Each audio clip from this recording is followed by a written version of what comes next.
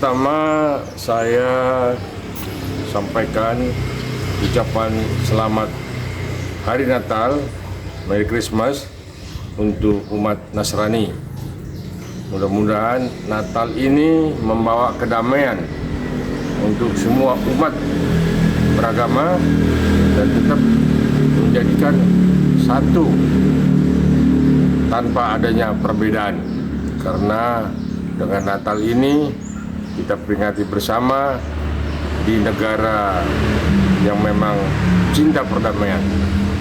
Itu pada seluruh umat Nasrani, sekali lagi selamat Hari Natal, dan nanti 1 Januari selamat memasuki tahun baru 2024. Mudah-mudahan Indonesia dan masyarakat Indonesia tetap selalu berdamai dan selalu tetap kita memakai Pancasila sebagai ideologi negara. Terima kasih. Ya, jadi kalau kita flashback ya di awal tahun 2023 ya, kita melihat banyak hal-hal yang memang ditangani oleh Jokowi itu sampai dengan Desember ini belum selesai. Nah, jadi kita melihat memang negara Indonesia ini sedang dibangun, ya, dimulai dari pembangunan ekonomi, ya, ekonomi juga ada ekonomi syariah, infrastruktur, dan pendidikan. Itu pendidikan yang paling penting bagi rakyat Indonesia untuk menyongsong tahun-tahun ke depan, apalagi menghadapi kita persiapan Indonesia Emas tahun 2045.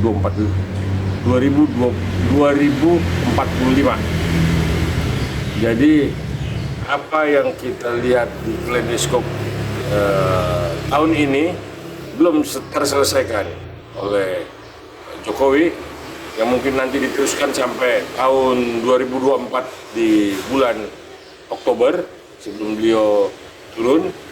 Maka presiden yang kita sudah lulukan untuk satu putaran, ya, udah kita kita bukannya mendahului yang di atas ya, tetapi kita sudah memang lihat kenyataan bahwa rakyat itu akan memilih paslon nomor 2.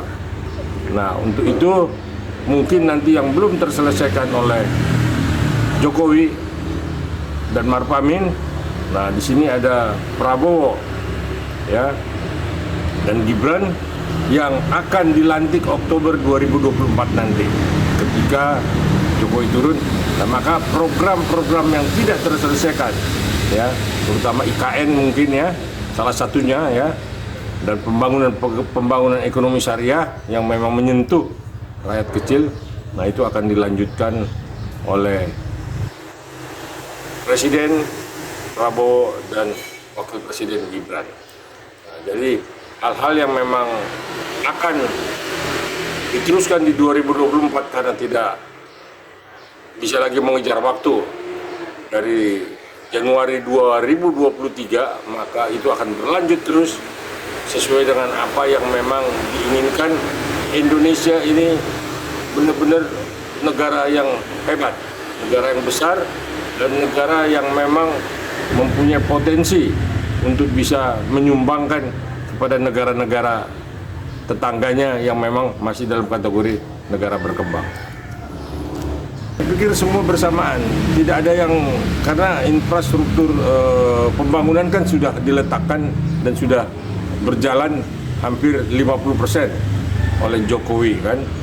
Nah, saya pikir itu tidak satu-satu, tidak dipilah-pilah, tetapi akan bersamaan pembangunan ekonomi, pembangunan infrastruktur yang akan diteruskan, pembangunan pendidikan, semua dasar-dasar yang untuk memajukan bangsa ini itu menjadi prioritas. Nah, cuman memang kita memang bagaimana anggaran-anggaran yang memang yang akan dan untuk menyerap itu, inilah yang memang mungkin tim Prabowo Gibran akan berpikir keras dari mana anggaran itu didapat. Kalau saya melihatnya secara pribadi, kita masih banyak sumber-sumber daya alam yang bisa kita produksi, bisa kita optimalkan, dan itu bisa menyelesaikan hutang Indonesia, menyelesaikan hal-hal yang memang benar-benar ekonomi, pendidikan, dan infrastruktur itu menjadikan prioritas utama. Ya, kan tadi malam sudah terjawab dalam debat cawapres, ya. Artinya sekalipun ada ya yang bilang di kupingnya dipasang chip, jadi dituntun, ada yang juga menulis surat terbuka menyalahkan KPU karena pertanyaan-pertanyaan yang dipersiapkan KPU tidak semua apa yang disampaikan, ya, apa yang dijelaskan oleh Gibran jelas kok, ya. Prof Mahfud nggak bisa apa-apa dan jawabannya pun nggak jelas, apalagi Caimin.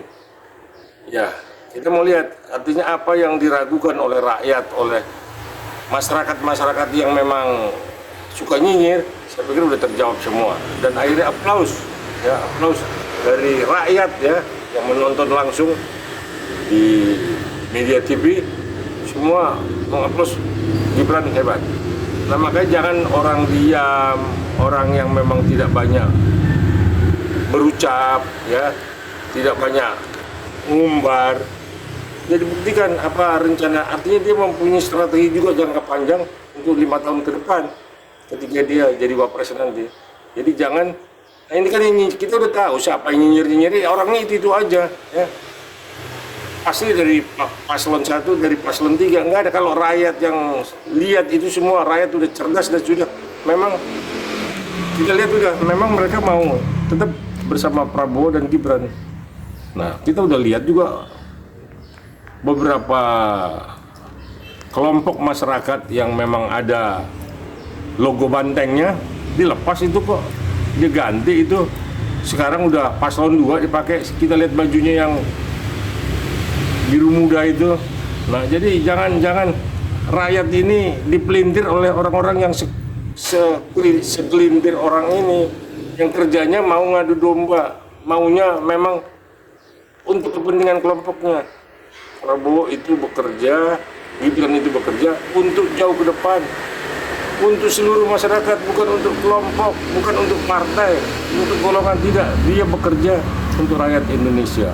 Kan dia dijelaskan bagaimana ketika di Solo itu semua pembangunan digalakkan, bagaimana ekonomi di Solo juga dihidupkan.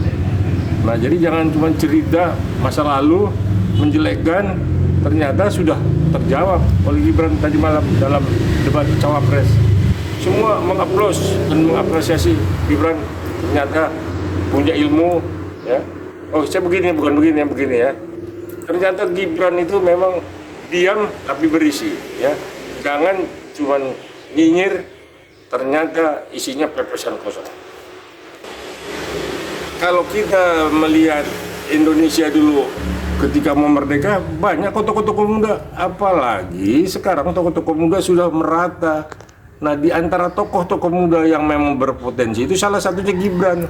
Nah, kenapa Gibran tampil? Karena memang rakyat sudah meminta supaya Gibran ini merupakan personifikasi dari Pak Jokowi.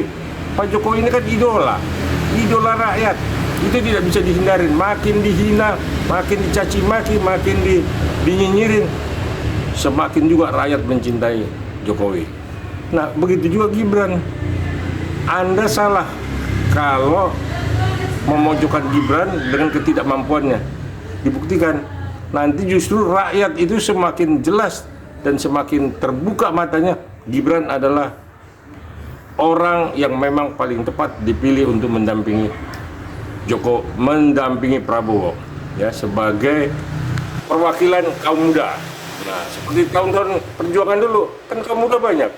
Masa di zaman kemajuan seperti ini, pendidikan udah pada hebat segala macam, tidak boleh anak muda tampil? Harus. Nah, Prabowo mempunyai jembatan inilah, merangkul Gibran melalui jembatan ini supaya Gibran bisa memimpin nanti setelah 2029 mengantarkan ke 2045. Indonesia ini benar-benar bukan negara berkembang lagi, sudah memasuki negara maju. dengan segala macam sumber daya alamnya. Itu modal dasar. Habis itu modal dasar yang satu lagi itu adalah pendidikan. Ya, pendidikan itu paling utama. Baru dengan pendidikan ini ekonomi dibangun, semua dibangun. Nah akhirnya kan kita jadi masuk negara 5 terbesar di dunia. Ini nggak main-main ya. Jadi terima kasih untuk Gibran yang tadi malam tampilnya luar biasa ya. Sekalipun banyak yang masih nyinyir. Saya baca tadi pagi juga, saya ikutin di YouTube segala macam. Ini orang-orang yang itu juga ya. Ini nggak aneh ya. Udah berhenti aja nyinyir ya, nggak baik ya. Toh tetap akan terpilih saudara Prabowo dan saudara Gibran. Semakin saudara pojokan, semakin saudara jelekan, maka rakyat semakin mencintai Prabowo dan Gibran seperti mencintai Jokowi. Personifikasi yang memang fakta di lapangan. Saya Aikul yakin ya, dia 5 tahun ke depan akan sebagai capres lah saya bilang ya, karena saya yakin betul ini satu putaran. Ketika dia jadi capres, dia akan lebih banyak mendapatkan ilmu lagi. Dia akan punya teamwork, dia akan punya staff yang memang bisa benar-benar bisa bersinergi dengan capresnya. Nah, dia ini anak muda yang tidak menutup diri dan anak muda yang tidak tinggal diam. Dia selalu ingin tahu dunia internasional seperti apa ya. Makanya kalau nanti masuk ke kancah internasional, saya nggak ragu lagi. Nah, tetapi kan memang biasanya kalau udah urusan ke luar itu kan presidennya. Nah, tapi ketika presiden berhalangan, maka capresnya Gibran yang akan tampil. Saya pikir itu semua seremonial. Di luar itu seremonial ya. Tidak ada yang harus karena dia akan membawa tim. Jadi tidak ada yang harus diragukan ketika Gibran akan memasuki kancah internasional.